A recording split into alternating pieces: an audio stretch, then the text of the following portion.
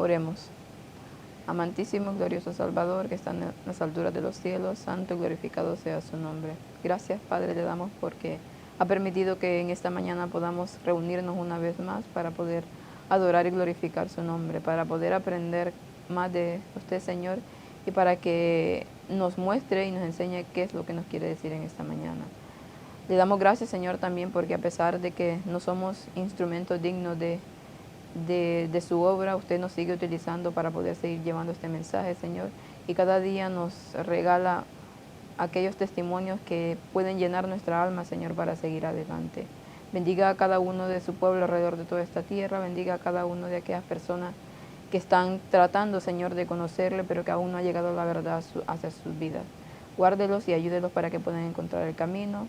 También bendiga a su pueblo que tiene alrededor de toda esta tierra, que ya conoce la verdad, y ayúdenos para que cada día podamos despertar, Señor, y seguir ese camino hacia la Canaán celestial. Entonces lo pedimos en el bendito nombre de su Hijo amado, Cristo Jesús, contra nuestros pecados. Amén. Feliz Santo Sábado a los presentes y a los que nos escuchan a través de internet. La lección de esta semana es la última del último trimestre, el cuarto trimestre, y se titula Jeremías. La de esta semana es la número 1 y se llama El llamado profético de Jeremías. Creo que todos los que estamos aquí pues hemos alguna vez leído el libro de Jeremías y acerca de la historia de Jeremías, uno de los profetas. Bueno, aquí nos dice uno de los profetas más renombrados, más estudiados a través de la historia. En el versículo para memorizar nos dice: antes de que te formases en el vientre te conocí, y antes de que nacieses te santifiqué, te di por profeta a las naciones. Esto nos dice Jeremías 1:5. Y este versículo, bueno, en ese momento estaba aplicado, claro, al llamado de Jeremías, pero nosotros podríamos aplicarnos a cada uno, porque, bueno, a mí siempre me ha encantado este versículo porque te dice, Señor, antes te formase en el vientre te conocí. Antes de que nosotros existiéramos ya estábamos en la mente de Dios para venir a este mundo. Y antes de que nosotros naciésemos, Él santificó, dice, nos santificó. Y más adelante veremos en el lenguaje hebreo que nos habla de eso, de te santifiqué. Pero es muy confortante el saber de que a pesar de nuestra vida, de lo que hemos venido haciendo, de que tal vez no hemos hecho las cosas bien en un pasado y que seguimos en ese camino, saber que Dios de antemano ya había preparado para nosotros el camino hacia esa santidad que Él quiere que lleguemos. De hecho, este texto tiene también dos connotaciones. Una podría ser totalmente aplicada a Jesús mismo. También. Porque lo conoce evidentemente antes de nacer en la tierra, Dios Padre. Y después, evidentemente, le marca ya el camino que tiene que seguir. Y pasa a ser el profeta por excelencia. Claro, por supuesto, es Jesús. No iba a dejar de profetizar, ¿no? Pero es que además esto tiene una connotación muy clara también para las personas que tienen una comisión especial dada por Dios para ser profetas. No todos hemos sido elegidos para eso. No. En cambio, ¿qué quiere decir? Como con Sansón, como Juan Bautista, como otros. Dios, hay personas que selecciona para hacer algo y a los otros no nos toca el mismo papel. Y Dios sabe por qué tiene que trabajarlo antes a esa persona, yo qué sé, será a través de genética, será a través de educación paterna, será a través de varios factores, para que salga alguien con el espíritu que Él quiere que tenga, para que dé lo que tiene que dar, esa profecía al pueblo, ¿no? Por tanto, claro, son textos que sí que en el fondo también nos está diciendo que a todos nos marca ese camino de santificación antes de nacer, porque evidentemente sabe todo de nosotros antes de hora, ¿no? Pero es cierto, no todos tenemos el mismo papel, por supuesto. Cada quien tiene su papel en lo que sería la obra del Señor. Cada quien tiene sus cualidades para poder llevar el mensaje. A algunos les toca una cosa, a otros otra. lo que debemos de saber es que cada paso que nosotros hacemos y cada granito de arena que ponemos, eso ayuda para que la obra de Dios avance, claro, si lo hacemos todo de corazón.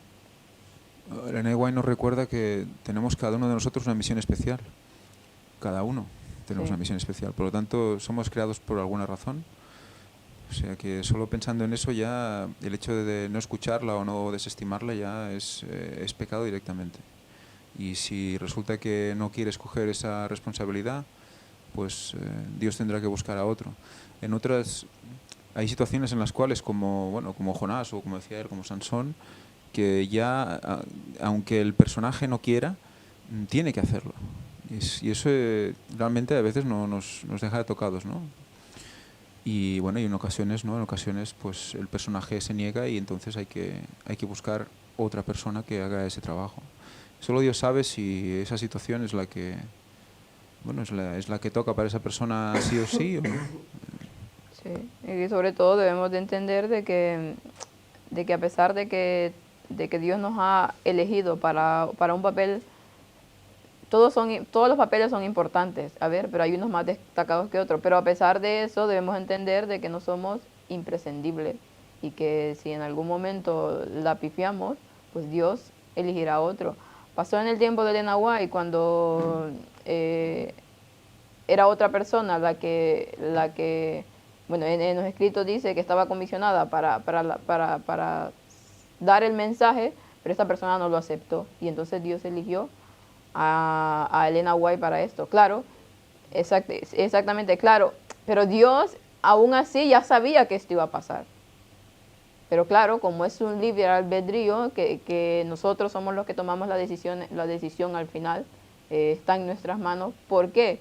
Porque Dios no puede actuar de manera arbitraria en nosotros. Si nosotros queremos la salvación, pues nosotros tenemos que dar ese paso. Dios va a hacer todo en nosotros y nos va a ayudar, pero nosotros tenemos que dar ese paso para poder seguir por ese camino. Sabemos más acerca de Jeremías. Quería comentar, desde luego, lo único que nos conoce bien es Dios. Así es. ¿Se oye bien? Y el caso de Jeremías no es único. A él se le llama una responsabilidad que él en un principio parece que no desea. No. Una porque se ve incapaz por su juventud, cuando es llamado en ese momento, pero hay otros como Isaías, Moisés, etcétera, que también son llamados y también ponen unas trabas, ¿no? Se ven incapaces. Claro, es que la obra de Dios es una gran responsabilidad, pero cuando Él te llama es que Él ve en ti elementos para hacer esa obra. Claro, ¿quién es el ser humano para decir Señor no? Así es. Y lo que tú decías antes de Ellen White, Dios llamó a 2 personas y los 2 se negaron. No sabemos cuál será su futuro, no sabemos. Pero claro, negarse a la voluntad de Dios tal vez es negarse en gran parte a la eternidad, ¿no? Por lo tanto, bueno, el Señor nos ha llamado, nos ha dado una verdad y todos podemos serle útiles de una u otra en manera. nuestro campo. Así es. Ahora, en nuestras manos está pues el dejarnos guiar, modelar por Él, como aquella vasija del alfarero, ¿no?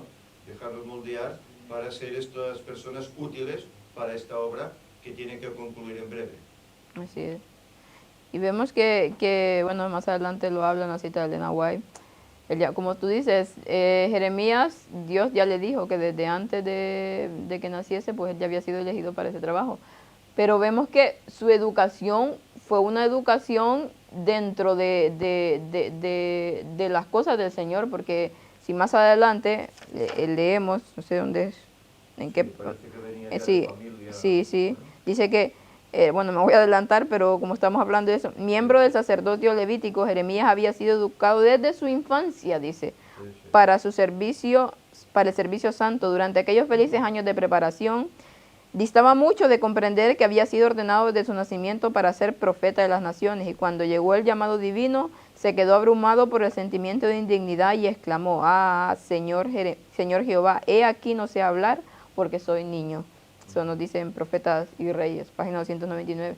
Entonces, ya había una preparación previa de Jeremías, no es que Dios no lo preparó, porque lo preparó, dice que había nacido de hecho de una familia del sacerdocio levita y había tenido una infancia totalmente adecuada para poder llegar a afrontar esa gran responsabilidad que Dios le había dado.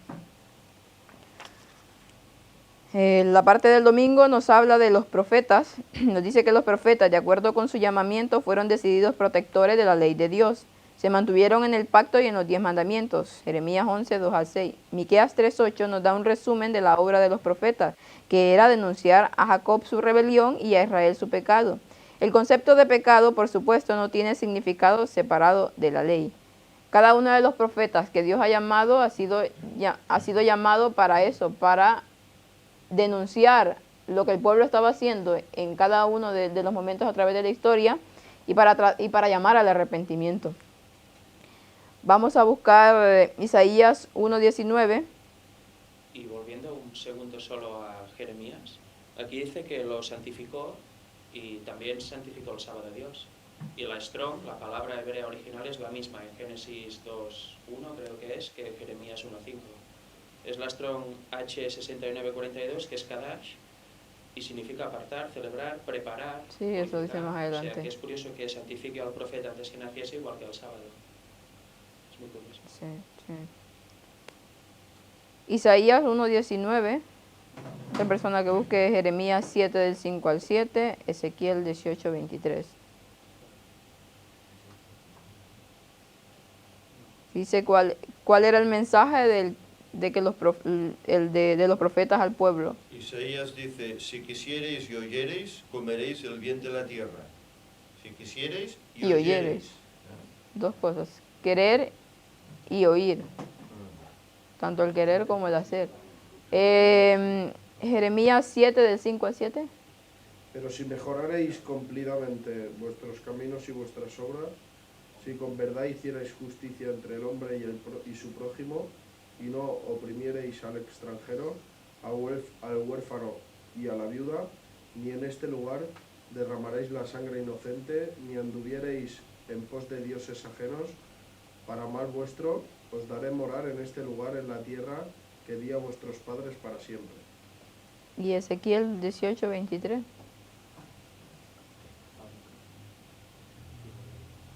Ezequiel 18. 23.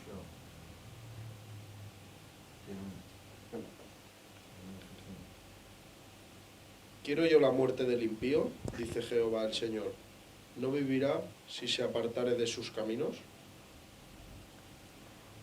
Vemos en este versículo que siempre el mensaje que Dios daba y llevaba, Dios le daba a estos profetas para llevar al pueblo, era un mensaje de reprensión, era un mensaje de exhortación y de llamado al pueblo al arrepentimiento, pero al mismo tiempo era un mensaje de esperanza, porque Dios les decía, si hicieras esto, pues te va a pasar, si hicieras lo malo, pues tendrás las consecuencias, pero en cambio, si te arrepintieses, Dios te perdonará y te ayudará a poder obtener la salvación al final de todo, que eso es por el mensaje decidido de la Biblia, que si como dice ahí, Dios no quiere la muerte del impío. Dios lo que quiere es que vaya al arrepentimiento. Entonces el mensaje del profeta era al mismo tiempo un mensaje de reprensión y de exhortación, pero al mismo tiempo un mensaje de esperanza para aquellos que aceptaran el arrepentimiento y se decidieran estar por el camino de Dios. No sé si alguien quiere comentar algo acerca de estos versículos. Bueno, este llamado no era nuevo. Esto Claro. ya se inició en la época de la salida de Egipto, en el desierto. En el libro de Levítico ya se habla, ¿no?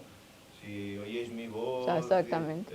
habrá bendición, la tierra dará cosechas, no tenéis enfermedades, etcétera, etcétera. Pero si os vais a dioses ajenos, pues será todo lo contrario, sequía, guerras, enfermedades. Y bueno, el pueblo, generación tras generación, transgredía. Había excepciones cuando había un rey adecuado, como Josías, Sí. etcétera, Entonces el pueblo andaba más o menos bien. Pero cuando venía un rey que no era conforme a la voluntad de Dios, ya estamos, otra vez así. Y bueno, eso llevó pues a esa deportación que fue la que tuvo que vivir el mismo profeta, ¿eh? Él vivió en los tiempos tal vez más difíciles de Israel. De Israel, sí. Porque todo aquello que se mencionó vino en su época. En su época se cumplió la profecía, estaba ante sus ojos. Sí, sí, sí. Prácticamente lo que pasa hoy en día. Pues es lo que pasa hoy, ¿no? Cuando Estamos las viviendo la cosas se están profecía. cumpliendo, lo vemos ante nuestros ojos. Así es, exactamente. No hay nada nuevo debajo del sol, ¿eh? Claro. La misión de los profetas ha sido siempre una misión muy difícil, porque claro, nunca son bien vistos. Siempre son apedreados, como ya sea literalmente o simbólicamente, porque nadie, si el pueblo está en apostasía, pues obviamente no van a querer que le denuncien las cosas malas que están haciendo, porque están en su comodidad y no quieren saber absolutamente nada de reformarse o de tratar de ir en ese camino a la santificación. Entonces, cada profeta, como ya lo decías, Jeremías es uno de los destacados, pero desde antes hubo muchos profetas que igual fueron apedreados. Hasta el tiempo de Jesús también fueron apedreados y Jesús mismo les decía a los fariseos cuando que ellos apedrearan a los profetas que profetizaron acerca de su misión. Entonces esta historia se ha repetido y también se repitió en los tiempos de Elena White. Y con ella era profeta, pues también no lo tuvo nada fácil. Tuvo que soportar, aparte de la apostasía del pueblo que había ahí, pues tuvo que soportar de que se la malentendiera y se le criticase todo el tiempo. Y bueno, y todo lo demás que hemos visto de enfermedades que sufrió. Recordemos también que a veces los profetas, y en el caso de Elena White era bastante claro, no era solo porque la gente no quería saber nada cuando ella profetizaba, sino que a veces también tenía problemas con gente que iba hacia el camino de, teóricamente, la santificación. Sí, sí. Y al pasarse de vueltas los ponía en su lugar. No era fácil, o sea, es que tenía problemas por todos lados, ¿no? Pero es que, ¿qué les pasaba a Jesús con los fariseos? Lo mismo. Lo mismo, iban por un camino de santificación, teóricamente, y después fueron sus máximos enemigos. Siempre hay, los profetas, toda la Biblia, cojas el que cojas, tiene problemas. Es normal. De un lado, es lo que toca. De un lado a otro. Sí, de hecho, Elena White habla y dice que ella no quería que se le llamase profeta, ella era la mensajera del Señor, y decía que su cometido iba más allá a la de un profeta. O sea, todo lo que hizo en su vida iba más allá, iba más de lo que era un profeta. Y como decía, tuvo que estar en un montón de cosas, Elena White, para poder cumplir con la misión que Dios le había mandado. Y tuvo que soportar, tanto de un lado como del otro, muchas cosas. Ella siempre llamaba a la santificación de acuerdo con la palabra de Dios. Y claro, había gente que se iba por un lado, había gente que se iba por el otro, y ella tenía que estar siempre marcando ese camino correcto. Y con Jeremías pasaba lo mismo, ¿no? Sí. ¿Quién eran los que más se oponían? Pues la gente que teóricamente sería el clero, por decir Los algo, sacerdotes, no solo reyes. Así es. Antecedentes, dice familiar, la parte del lunes, antecedentes familiares de Jeremías. Aquí nos manda a leer 1 Reyes 1 y 2:26. Y dice que alguna gente, bueno, algunos han especulado que la familia de Jeremías pudo haber descendido de Abiatar. De todas maneras, sabemos que Jeremías 1:1, que el joven provenía de una familia destacada. Esto, pues claro, no está totalmente aclarado, no se sabe bien de dónde venía. Sí lo que dice ahí, que era hijo de Hilcías, de los sacerdotes que habitaban en Anot, en la tierra de Benjamín. Y ahí va la cita en la cual leí anteriormente que desde su niñez había sido educado para llevar esa misión, solo que él no lo sabía. Él no lo sabía, y cuando Dios lo llamó, pues no se sentía preparado. Los sacerdotes debían ser líderes morales y espirituales de la nación. Dice, se les había dado funciones importantes que impactaban la mayor parte de las áreas de la vida espiritual del pueblo. Algunos fueron fieles a esa tarea, otros abusaron de ella y violaron de manera que no podemos imaginar. Como pronto leeremos en el libro de Jeremías, el profeta tuvo palabras muy duras en contra de los sacerdotes infieles que habían demostrado ser indignos de las responsabilidades y el llamamiento que se les había confiado. Ahí vemos una vez más. Habían sacerdotes en los cuales Dios les había dado un claro camino acerca de la palabra de Dios y la ley de Dios que tenían que seguir, y había quienes abusaban de ellos, como lo hicieron los fariseos, que iban más allá de lo que se debía de hacer, poniendo leyes, imponiendo cosas que al ser humano ni ellos mismos las podían llevar. Y había otros, en cambio, que se iban al lado opuesto, totalmente liberales, donde para ellos la ley de Dios quedaba reducida prácticamente a la nada. Entonces vemos, como decía él, una vez más, ahí era el trabajo difícil del profeta, de saber darle al pueblo ese camino, por ese camino derecho que llevaba hacia la Canaán celestial, al fin y al cabo, cosa que no estaban haciendo en ese momento. No sé si alguien quiere comentar acerca de esta parte.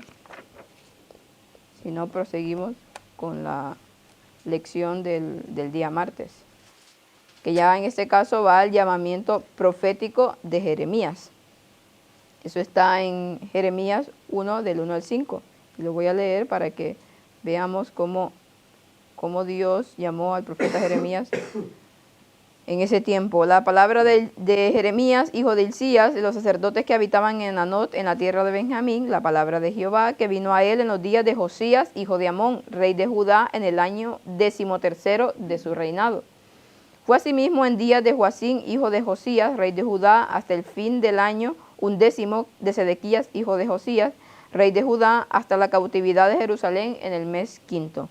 Vino pues palabra de Jehová a mí, diciendo, antes de que te formase en el vientre te conocí, y antes de que salieses de la matriz te santifiqué y te di por profeta a las naciones. Vemos que Jeremías nació, bueno, no dice ahí nació, pero dice que la palabra de Jehová vino a él en los días de Josías. Acordémonos del rey Josías, el rey que trajo una reforma al pueblo total. Pues en esos días fue cuando llamó el Señor, vino la palabra de Dios en ese tiempo.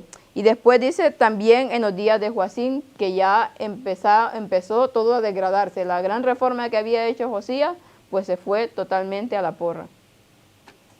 Que esto es lo curioso de la Biblia. Cómo sitúa en el momento histórico a los personajes. Sí.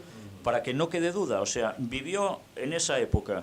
Y luego, gracias a estos registros, después, a través de la arqueología, se pueden encontrar hallazgos que terminan de confirmar que el relato es cierto. No fue ningún invento. No era alguien que se inventó un personaje y lo puso ahí en medio, ¿no? Sino que siempre cuadra con todo. Y curioso que es que da todos los datos porque hasta están datadas algunas fechas de ese momento de Jeremías, y lo va poniendo en los días del rey tal, como para que quede evidencia que Dios nada hace sin que lo vaya revelando, sin que en el momento específico Dios pone a las personas específicas para dar un mensaje al pueblo. Ese era el momento que le tocaba a Jeremías, y está registrado a través de la Biblia. Nos dice aquí, así como los profetas del Antiguo Testamento y como Pablo en el Nuevo, Jeremías no tuvo duda con respecto a quien lo llamaba. En esos versículos, y en realidad en todo el libro de Jeremías, queda claro que hablaba la palabra de Jehová, que había venido a él. Sin duda, esta ferviente convicción es lo que capacitó para seguir adelante, a pesar de la dura oposición y de los trabajos y sufrimientos y pruebas. El llamamiento de Jeremías ocurrió en el 13º año del reinado de Josías, datado alrededor de los años 627-626 a.C. No sabemos la fecha exacta en que nació el profeta o su edad al comienzo de su ministerio, pero como veremos se consideraba todavía un niño, alguien demasiado joven para llevar la tarea que se le encargaba. Evidentemente era muy joven, no sabemos. Sí, porque al declararse tan... Bueno, pero y si vemos a Isaías, por ejemplo, y a Moisés, no eran tan jóvenes cuando Dios los llamó para un ministerio, pero igualmente se sentían indignos, a pesar de esa edad, a pesar de todo lo que hayan vivido en su vida, igualmente se sentían no capacitados, porque es que no es fácil enfrentarse a esa gran responsabilidad que es el llevar a cabo, en este caso, su ministerio profético y en otros casos otro tipo de ministerio. Pero claro, al escuchar el llamado de Dios directamente de decirle, te doy palabra para que lleves la palabra al pueblo, en ese momento, ¿qué es lo que tú puedes hacer? Sentirte totalmente indigno, porque claro, ves tu vida, ves que no eres capaz, pero al mismo tiempo das el paso de fe, de poder decidir que sí, voy a escuchar a Dios, porque sabes que si Dios lo ha hecho es porque ha visto alguna cualidad en ti y que tú no tienes y que tú no la miras, pero Dios sí la está viendo. Entonces tienes que moverte por fe, porque Dios es el único que puede ayudarte a seguir ese camino. Y en este caso Jeremías después dice que Señor Jehová, he aquí no sé hablar porque soy un niño.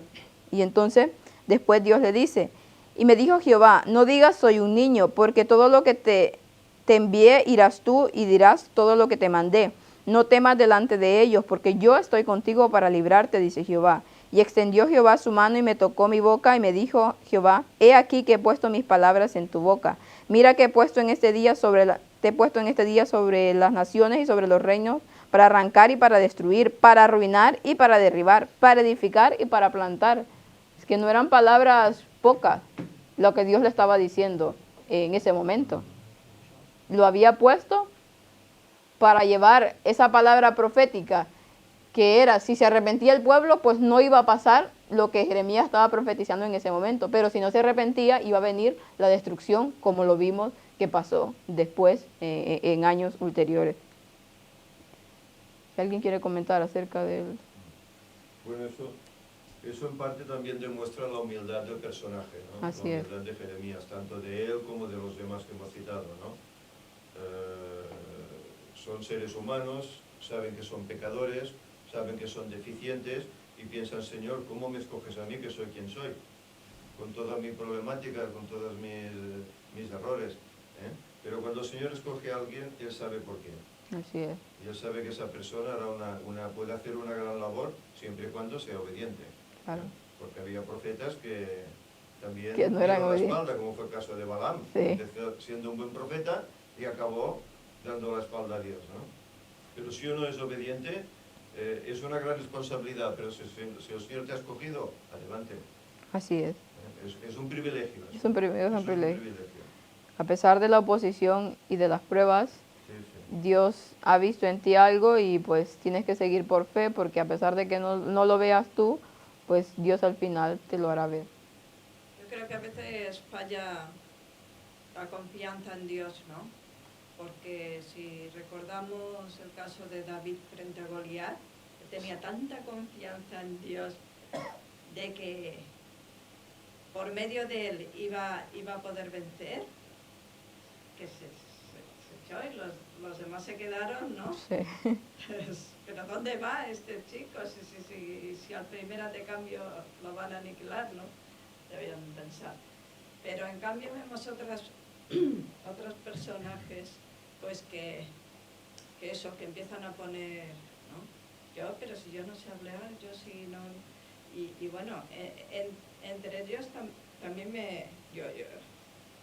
me pongo yo, mi caso, porque bueno, yo no he sido llamada para ser profeta ni nada por el estilo, pero a mí cuando en un primer momento me dijeron en la iglesia, oye, tú ven, prepárate un tema, lo que sea, ¿no? Yo me vi totalmente, Incapaz. Yo sí, cuando me dicen que haga oración, estoy temblando toda, que parece que me vaya a desmayar, ¿cómo voy a dar un tema? Pues no, al final te pones tu confianza completa en Dios y sales adelante. Pero porque has puesto tu confianza completa en Dios, porque por ti mismo no harías muchísimas cosas. Claro que no. Así es. No, eso sí es interesante por el hecho, por ejemplo, recordemos Isaías, heme aquí, envíame a mí, ¿no? Ujú. Esas palabras, cuando él comprende que por mucho que él se queje o pueda ofrecer o decir, es que yo tengo esto, no lo tengo, no sabe lo que tiene. Esa es la historia. Isaías no sabe lo que tiene, igual que nosotros no sabemos lo que tenemos. Creemos que sabemos que tenemos algo. Creemos que sabemos que tenemos un talento, creemos que sabemos que tenemos dos o ninguno. Pero cuando tú ves que hay algo que debes hacer y realmente te ves incapaz de hacerlo, solo puedes decir, heme aquí, envíame a mí. Así es. Porque si está ahí, si lo puedes hacer tú, si es que te lo ponen para que lo hagas, es porque Él va a estar ahí y te va a acompañar y te va a decir, mira, te cojo de la mano, de nuestra mano derecha, recordad que nos recoge con la mano derecha y nos lleva y nos hará hacer lo que tengamos que hacer. Y muchas veces nos limitamos nosotros mismos pues diciendo, sí, bueno, heme aquí, envíame a mí, pero bueno, envíame mañana o envíame más tarde porque ahora no estoy preparado, yo no estoy... Que te cae el mundo. Exacto. Entonces, por un lado hay que evidentemente no creerse que eres no sé qué, pero para el otro también hay que confiar y seguir. Equilibrio. En cambio, ahora recuerdo el caso de Eliseo. Cuando Eliseo es llamado no pone trabajo. No puso trabajo. Arregla su casa, se despide de todos y se va al ministerio.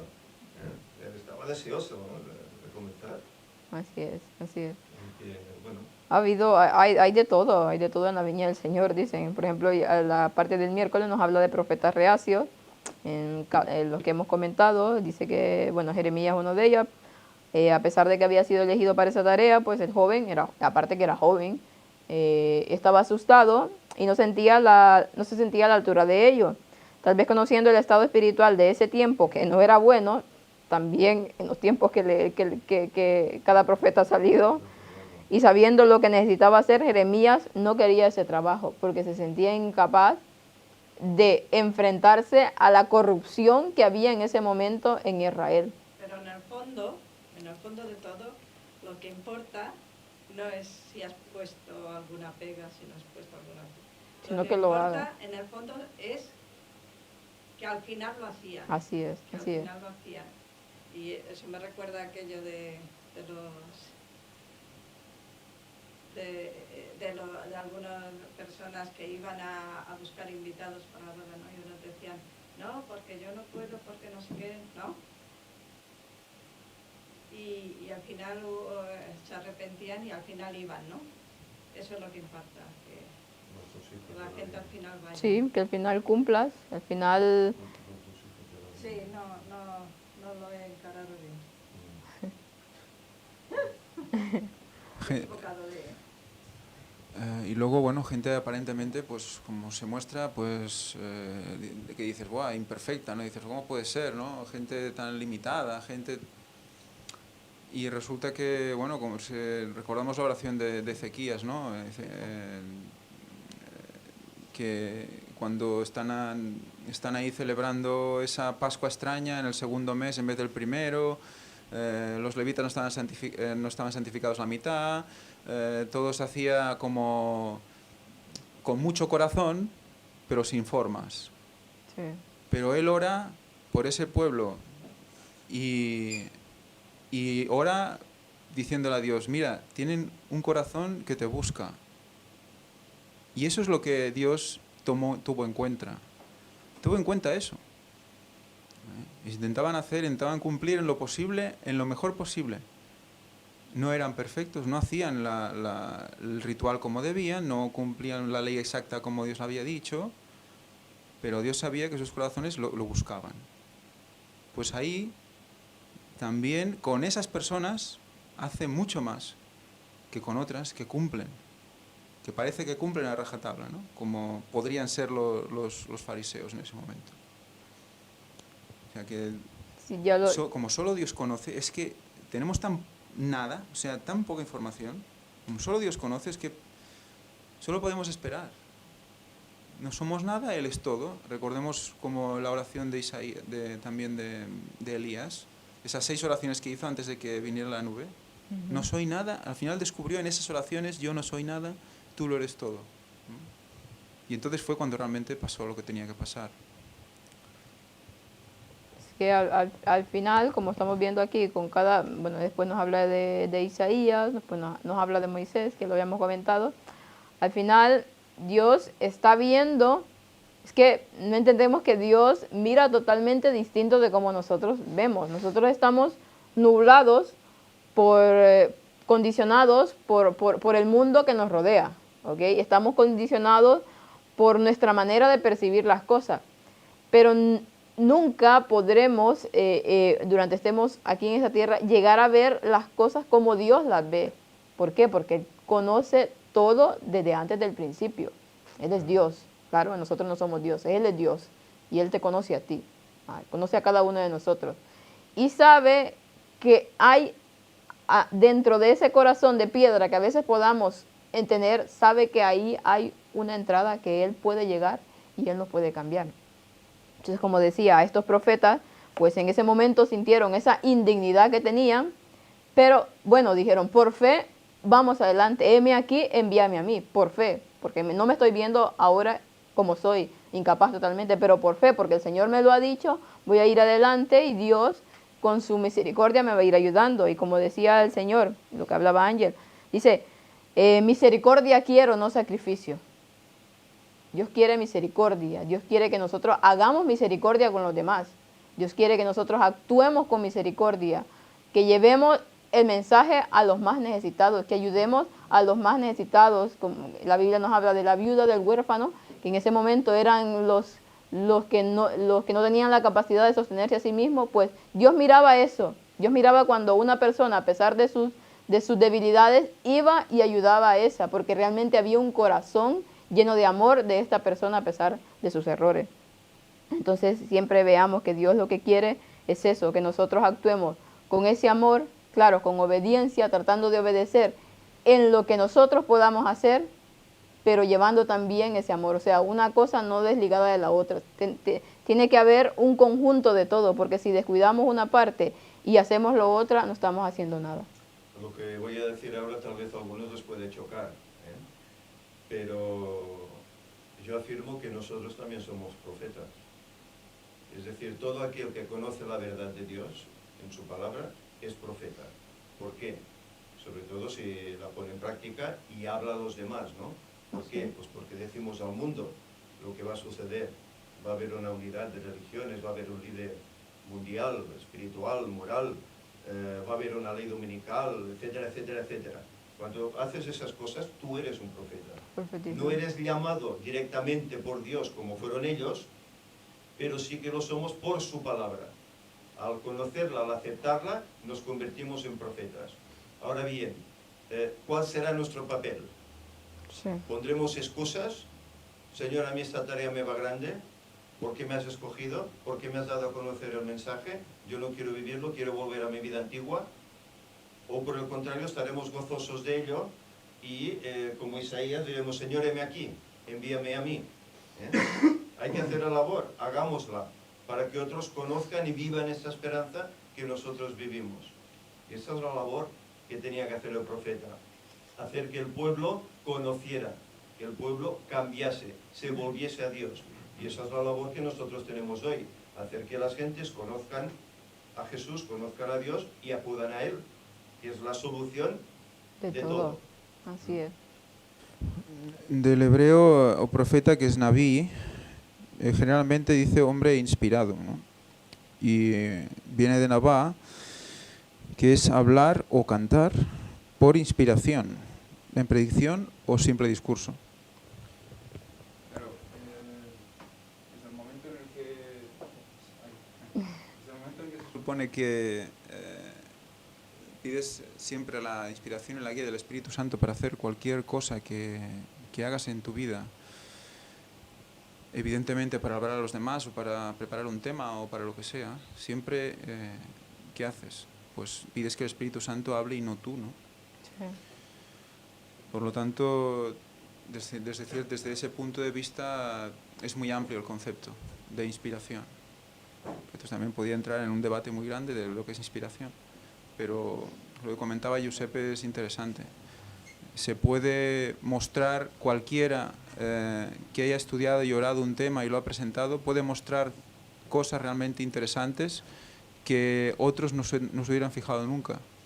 Y eso no está haciendo algo realmente inspirado, no está mostrando inspiración. Pues yo creo que sí, que en un momento dado alguien, en un momento u otro, puede mostrar algo que realmente, pues bueno, viene de Dios y hay que tomarlo, ¿no? Como es. Sí, y de hecho, pues por eso Pablo recalca siempre retener lo bueno y desechar lo malo. A veces, tal vez hay personas que dicen alguna cosa que no es correcta, pero Dios está ahí controlándolo todo. Incluso de eso puedes sacar una lección que te ayude a aprender a hacer lo que este hombre está diciendo que haga, o sea, a aprender de ese error y aplicarlo en tu vida, decir, por ese camino no tengo que ir. Entonces, siempre hay una lección que aprender. A ver, en la vida siempre hay una lección que aprender. Sea donde estemos, de cualquier persona podemos aprender una lección, por pequeña que sea. Claro, nosotros debemos siempre de estar en comunión con Dios para discernir lo correcto de lo incorrecto. Eso es importante, porque si no nos cuelan tantas mentiras como hoy pasa en el mundo, que vemos, por ejemplo, al Papa vestido de santidad y de qué bueno que con los pobres, todo eso, disfrazado totalmente. Y la gente engañada hasta lo último. Y cuando dices algo acerca de que esto es todo un engaño, pues bueno, te caen como fieras, totalmente a atacarte. Entonces, si no estamos en comunión, en esa oración, en ese estudio de la palabra, pues no discerniremos del engaño. Pues ahora imaginémonos cuando todo eso sea realidad. Ya. Cuando él consiga el dominio mundial. Cuando comiencen a dictar leyes para el bien de la sociedad. Y tú estés en contra. Así es. Diciendo todo esto no es el camino del Señor. Todo esto son planes del enemigo, pero no de Dios. Tú estás loco. Tú eres un antisistema, eres un rebelde y que seas perseguido por eso. Es que y de hecho, sí. Claro, lo vemos ahora como, bueno, una película de ciencia ficción, ¿no? Pero eso será una realidad en breve, de aquí a poco tiempo. Y por nuestra edad vamos a vivirlo posiblemente. Si Dios no nos lleva al descanso antes. ¿Cómo reaccionaremos entonces? Cuando todo eso realmente se cumpla. Es que de hecho algunas pinceladas por lo menos ahora vemos, porque cuando, bueno, cada uno que ha hecho un tema ha sido testigo de cómo dicen algo que no está de acuerdo con alguna otra, por el motivo que sea, pues ya hay confrontación y ya he visto en tantos comentarios de los vídeos acerca de qué hace Víctor sobre el Papa, por ejemplo, muchas personas que van totalmente, que somos unos que dividimos, que somos terroristas porque no hacemos lo que decimos. Sí, pero de momento... Sí, de momento solo son en palabras, exactamente. Pero es que llegará un momento en que serán en acciones. Así es. En acciones. Y eso es lo más difícil. Y eso será más difícil. Claro, las palabras se las puede llevar el viento. ¿Qué tendremos que tener para afrontar eso? Es ahí donde dependemos de Dios y de esa comunión que tengamos con Él. Y yo creo que el problema estará cuando el papado decida deshacer toda la miseria que ha traído al mundo. Entonces la gente quedará plasmada porque dirán, ostras, este hombre es bueno porque está repartiendo riquezas que antes sí había robado, está parando guerras que antes había arrancado, está visitando a los pobres, los cuales los generó él, está visitando a otras religiones, muchas de las cuales las ha provocado él. Entonces la gente dirá, hostia, este hombre es bueno, lo está solucionando todo, pero no es que lo esté solucionando, es que ya lo había estropeado antes y la gente no lo va a ver eso. O sea, una persona que mirará de ir solucionando cosas, pero que ya no lo tendría que haber estropeado antes. O sea, está preparó el escenario para tener el protagonismo, pero que no está haciendo nada bueno, que es que no tendría que haber hecho lo malo ya, ¿no? Bueno, no él, sino todos sus antecesores en el papado. Y ahora a él le dan el privilegio, entre comillas, ¿vale? De poder enmascarar todo el daño que han hecho, y entonces la gente se va a tragar, ¿no? O sea, el que es buena persona. ¿no? Aquí el problema está en que la gente no entiende, o no cree o no sabe Sí. que él ha preparado toda esa cena. Exacto. Para luego ser el héroe, exacto. el líder, el solucionador de todo, Sí, sí. la esperanza del mundo. La gente no se da cuenta que todo esto ya viene de cientos de años atrás. Bueno, y cómo nos tiene ofuscados, ¿no? con las riquezas de este mundo, porque, o sea, él de lo que va a utilizar más para, digamos, hipnotizar a las personas va a ser el bien material, porque es lo que está utilizando, o sea, siempre ha generado, digamos, diferencias entre ricos y pobres a través del material, ha provocado guerras a través del material, ha provocado desigualdades a través del material, y ahora lo va a volver a utilizar. Cuando nosotros, un verdadero cristiano, el material está porque Dios te lo pone, pero es que no es necesario, porque muchos profetas o muchos siervos de Dios se han movido por el mundo con su única arma, que era la fe. Y él va a utilizar el material para hipnotizar a la población, para hacerse otra vez el héroe, ¿no? O sea, el papel de Satán, o sea, ni más ni menos, o sea, es ponerse en el lugar de Dios, hipnotizando a la gente, utilizando las artimañas de este mundo, ¿no? Eso, Porque, digamos, las escrituras lo ponen bien claro, tiene unos mandamientos y es que se los pasa a todos por el forro, vamos. Es que el mundo va así. En el mundo informático también es así. Cuando los informáticos crean virus y luego el antivirus, te da la misma solución ellos. Todo va así. Y lo que decíamos antes, recordemos que en la persecución nos tenemos que preocupar del mundo y de otras, bueno, de los impíos. Pero la mayor persecución vendrá desde dentro, ¿eh? así es. Cuidado, porque habrá hermanos, habrá amigos, habrá gente de fe que al final va a apostatar y va a ser los máximos perseguidores porque serán los que tienen más información de cada uno. O sea que hay que tenerlo muy en cuenta. Elena White lo avisa y tuvo una visión tremenda que vio a hermanos que iban con los jesuitas y con los católicos marcando la casa, aquí vive este, ahí vive aquel, matarlos, empresonarlos, ¿cómo os digo? Encarcelarlos, etcétera. O sea que tenemos que estar muy alerta siempre en todo y velar, porque velar no es solo velar con la señal, es velar de uno mismo en primer lugar, porque quien se cree firme vigila que no caiga, y luego velar en tu entorno y en todos los sentidos. Así es que si nosotros no estamos en esa comunión con Dios, orando en todo tiempo, como decía el libro de la oración, si no estamos en ese estudio completo de la palabra de Dios constantemente, pues no vamos a percibir qué es lo que pasa alrededor de nosotros. Y vamos a ser engañados por uno o por otro, porque cuando nos dedicamos únicamente a tragar lo de los demás, claro, fácilmente nos engañan, pero si nosotros mismos vamos a la palabra de Dios y buscamos y pedimos la dirección del Espíritu Santo, nadie nos puede engañar. Si es el Espíritu Santo quien nos impresiona y quien nos muestra la verdad, nos pueden engañar, vamos a discernir la verdad, pero lamentablemente hoy en la mayoría de las iglesias eso pasa, simplemente van los días, algunos los sábados, qué sé yo, cualquier día que dediquen a la adoración, ya vemos que hay de todo, pues simplemente van a absorber todo eso que les están diciendo, como los católicos. Simplemente absorben lo que les dicen los curas y ahí se queda todo. Entonces por eso son engañados. Igualmente nosotros tenemos que estar constantemente estudiando la Biblia, constantemente orando para que el Espíritu Santo nos impresione y nos muestre la realidad para no ser engañados, porque de lo contrario estamos totalmente a la deriva. Sí, es que es importante estudiar por uno mismo porque luego Elena White también lo escribe. Habrá juicios, pero muchos que vayan a juicios irán para ser ridiculizados, porque no sabrán defender la verdad porque nunca la han tenido en el fondo. Solo oigo que, el pastor aquel dice que, me parece que no sé qué.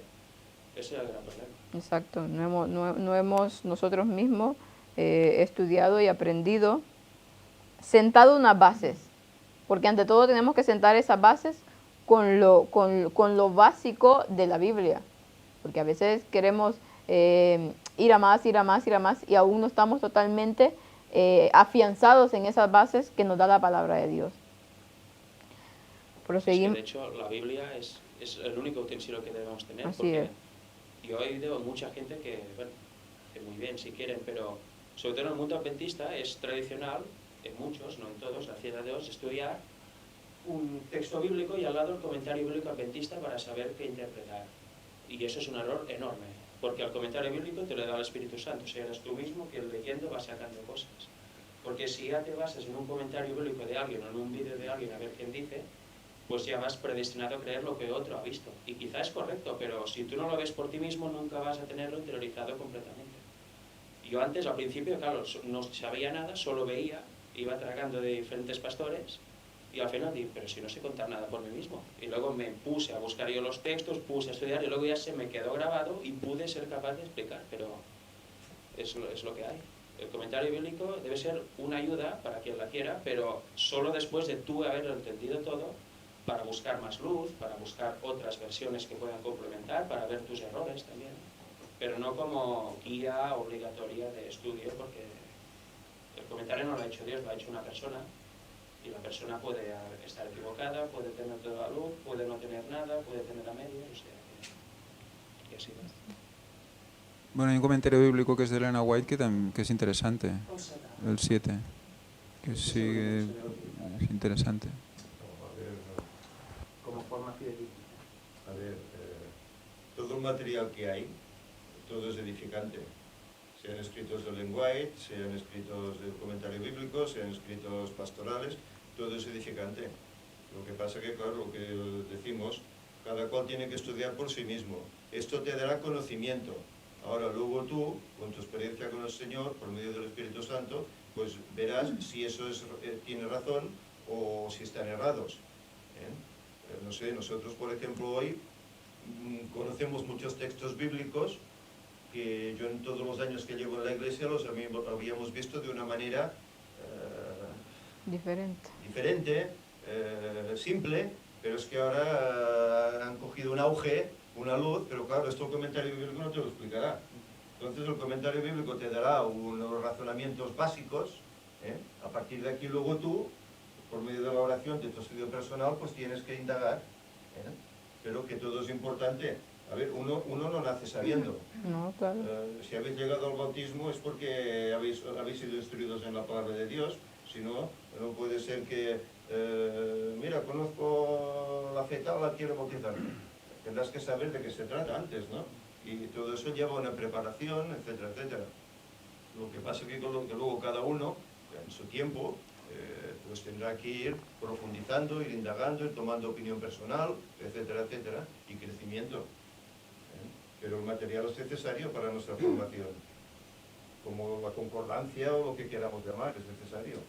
Son herramientas. Claro, son herramientas para, si tú quieres desarrollar un tema o si tienes dudas sobre un tema, puedes echar mano, pero no es la Biblia. Es una herramienta que, como la concordancia, como el diccionario bíblico, todos son herramientas que te ayudarán a una mejor comprensión de cierto tema o no. Porque el comentario bíblico no está hecho por una persona, está hecho por varias personas.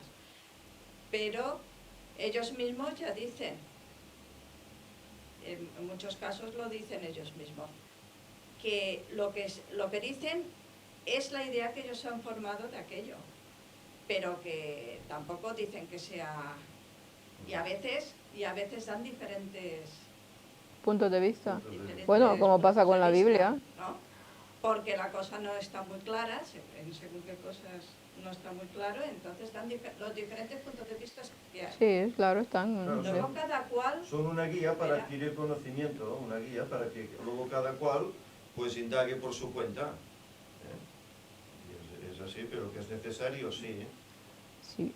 Hay diferentes puntos de vista, puntos de percepciones que, por ejemplo, yo puedo decir que esta silla es ¿qué? Gris. Cómoda. No, puedo decir que yo la veo gris Y tú puedes decir, no, es que es blanca. Entonces, a ver, hay diferentes, eso, nuestra manera de percibir generalmente no es la misma, pero claro, eso no quita de que hay una verdad absoluta, porque la hay, y esa es infalible, que está en la Biblia. Que de todo podemos aprender, de todo podemos aprender. El Pablo nos dice, retener lo bueno y desechar lo malo. Todo nos ayuda para una edificación, sea que sea correcto o incorrecto. Pues si es incorrecto, bueno, aprendemos que por ahí no tenemos que ir. Y si es correcto, pues ese es el camino. Entonces, siempre, claro, la guía infalible es la palabra de Dios. Y esa es la que debemos de someter absolutamente todo. Y debemos de pedirle dirección al Espíritu Santo para que nos ayude. Pero lo demás, como dice, son herramientas que nos ayudan a comprender ciertos temas que tal vez otras personas lo hayan visto anteriormente y nosotros no podamos. Pero no quiere decir que vamos a tomar como ley lo que dice. Simplemente debemos de guiarnos, sí, y de saber que ante todo tenemos que poner la Biblia ante todas las cosas. Bueno, ya para ir terminando, el jueves nos habla de la vara de almendro. Dice que el profeta es un testigo de Dios, su tarea es hablar, no de sí mismo, sino solo de Dios. Jeremías no fue llamado a encontrar soluciones a los problemas de la nación o llegar a ser una gran personalidad o un líder carismático a quien el pueblo lo seguiría. Jeremías tenía la misión singular de transmitir las palabras de Dios al pueblo y a sus dirigentes. El énfasis aquí no está en lo humano o en lo potencial humano, solo está en la soberanía y el poder de Dios. El profeta debía señalarle a la gente en quién solamente estaba la solución de todos sus problemas. Por supuesto, no es diferente hoy en día. Debemos de ver que no el potencial humano, no lo humano. Debemos de ver a Dios actuando, debemos de ver el poder de Dios, el mensaje que se da a través de Dios, porque los seres humanos, pues somos lo que somos. Podemos caer, podemos fallar, de una u otra manera. Pero cuando ese mensaje está siendo transmitido por alguna persona, pues debemos de ver si es correcto. Claro que eso viene de Dios, que nosotros humanos no hemos hecho nada, simplemente hemos dejado que el Espíritu Santo nos utilice para llevar esa verdad. Debemos de entender que a pesar de que a veces demos mensajes correctos, pues siempre tenemos que estar viendo a Dios ahí en ese mensaje, que es Él, no el humano, quien lo ha dado. Y nos habla acerca de la primera visión, que si alguien quiere comentar acerca de esa visión, que la verdad es que no dice mucha cosa más. Habla de la vara de almendro, que la palabra de Jehová vino a mí diciendo, ¿qué ves tú, Jeremías? Y dije, yo veo una vara de almendro. Bueno, y el comentario que nos hace aquí dice, la mayoría de Biblias traduce la expresión hebrea del versículo 11 como vara de almendro. Sin embargo, estas traducciones no transmiten el juego de palabras que figura en hebreo. La palabra traducida como almendro tiene la misma raíz que estar alerta, que aparece en el versículo 12.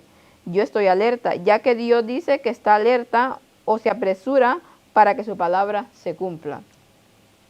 Se podría alegar que el mensaje central de todo el libro de Jeremías se encuentra en los versículos 11 y 12. Dios es un Dios de gracia y perdón. Si su pueblo se aparta de su pecado, Él es fiel para perdonarlo y restaurarlo. Si no lo hace, Él es igualmente fiel en cumplir sus palabras de juicio y castigo. El mensaje de la Biblia en general es eso. Dios nos está dando pautas para que nosotros nos arrepintamos y hagamos lo correcto, y nos dice qué va a pasar si hacemos lo correcto. Pero también nos está diciendo los juicios que van a venir sobre nosotros si nosotros nos apartamos de la verdad. En sí, eso es lo que marca siempre la Biblia. Y vemos a través de toda la historia cómo ha pasado que el pueblo de Dios una y otra vez ha fallado, y claro, han venido las calamidades. Dios ha perdonado, porque Dios a través de la historia ha estado conservando un pueblo fiel a Él. Entonces, que tiene un corazón dispuesto. Pero, claro, han sufrido las consecuencias, como lo fue en su momento el pueblo de Israel, sufrió las consecuencias y las sigue sufriendo de todo lo que hizo y del apartarse de Dios. Hoy en día pasa lo mismo con el pueblo de Dios. Dios ha dado luz bastante para poder entender y para poder seguir ese camino, pero lamentablemente una y otra vez el pueblo de Dios sigue actuando de la misma manera que el Israel antiguo, el Israel pasado. Bueno, solo recordar el tema del almendro. Sí, también. A ver, aquí en la concordancia me sale que realmente es la terminación que dice almendro, ¿no? Evidentemente la fuente viene de estar alerta y sobre todo de estar como insomne, velar, ¿no? Velar. O sea, esa vara de almendro nos está poniendo en una situación también de tiempo final, porque recordemos también como la flor de almendro, esa flor salía en invierno, es la única flor que florecía en invierno, en medio de la oscuridad, en medio de la poca luz, en medio de la nada. Era la primera y era la que iluminaba al resto, ¿no? O sea que también está, y luego cuando vemos en las partes final del versículo del capítulo de la visión, vemos cómo nos emplaza a la situación del que está alerta, ¿no? Dice aquí, porque he aquí que yo te he puesto en este día como ciudad fortificada, como columna de hierro, como muro de bronce, contra toda esta tierra, contra los reyes de Judá, sus príncipes, sus sacerdotes y el pueblo de la tierra. Mira, que está de retén contra el resto del mundo. Eso es realmente importante, porque no es eso lo que va a pasar ahora. Por lo tanto, nos está emplazando una simple frase que parece que está como fuera de contexto. Una vara de almendro, luego empieza con la olla de hirviendo que mira hacia el norte, pero primero nos sitúa ya con la vara de almendro. Por lo tanto, ella nos está diciendo lo que nos lo que nos espera a nosotros, de esa avalancha que va a venir y que solo seremos fuertes ahí cuando nos pongamos a disposición de Dios. Así es. Y además que va totalmente relacionada con Eclesiastés 12 del 1 al 5. Ujú. Es un poco largo, no lo voy a explicar ahora, pero lo expliqué en Sabiñánigo. Si alguien lo quiere ver, la relación que hay en Jeremías 1, 10 y 11, o 11 y 12 y Eclesiastés, que mire los primeros minutos de la prédica y lo verá. Es totalmente lo que dice Ángela. Tiempo final, aquí sale la lluvia, salen nubes, salen diferentes instrucciones de Dios en Eclesiastés 12, que te da a entender toda la tribulación final. También te dice cuando florece el almendro, y luego el hombre va a su morada eterna, te da a entender en qué época va a ir a su morada eterna el hombre. O sea que si alguien quiere estudiar, que lo busque la concordancia, verá que hay una relación total en el tiempo final y estos versículos del almendro. Sí. Pues si ya nadie tiene algo que comentar acerca de esto, pues vamos a terminar con la parte del viernes. Nos habla aquí, dice que Martín Lutero escribió acerca del profeta en la introducción a su comentario sobre el libro de Jeremías. Jeremías fue un profeta triste, que vivió en un periodo deplorable y difícil. Lo que es más, su servicio profético fue sumamente difícil, ya que estaba luchando y batallando con un pueblo testarudo y mal talante. Igual ahora, lo mismo. Aparentemente no alcanzó mucho éxito, porque experimentó cómo sus enemigos llegaban a ser más y más malvados. Trataron varias veces de matar al profeta, fueron duros con él, lo azotaron varias veces. No obstante, él viviría para ver con sus ojos cómo su país fue devastado y su pueblo llevado al exilio. ¿Una tarea fácil?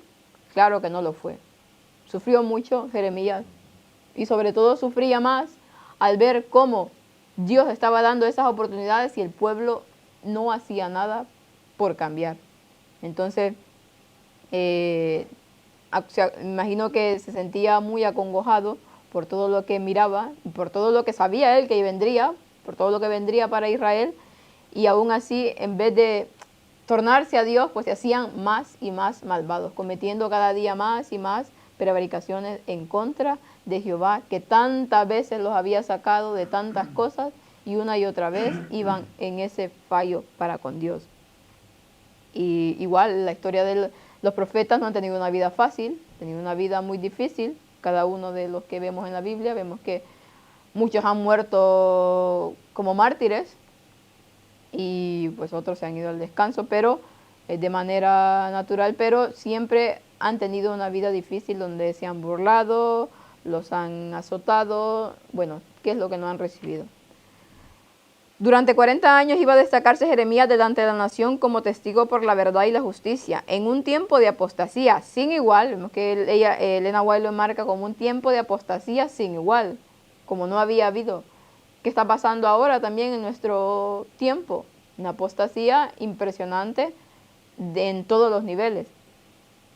Iba a representar en su vida y su carácter el culto del único Dios verdadero. Durante los terribles sitios que iba a sufrir Jerusalén, sería el portavoz de Jehová. Había que predecir la caída de la casa de David y la destrucción del hermoso templo construido por Salomón.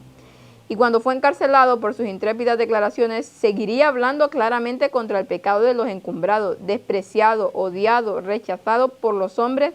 Iba a presenciar finalmente el cumplimiento literal de sus profecías de ruina inminente y combatir el pesar y la desgracia que seguirían a la destrucción de la ciudad condenada. Una tarea difícil, pero que al final cumplió con su cometido. Y está registrado cada una de sus palabras en el libro de Jeremías. También recordemos que Jeremías fue el que resguardó el arca del pacto y tuvo una misión importante referente a esto que ya todos nosotros pues hemos conocido, pero que Dios nos ha hecho un llamado a cada uno de nosotros individualmente. Tenemos un ministerio personal cada quien y que Dios nos ha llamado a cumplirlo en nuestras posibilidades y que debemos de escucharlo y de no ser temerosos e ir adelante. Que nos veamos indignos, pues lo somos. Eso nadie lo quita.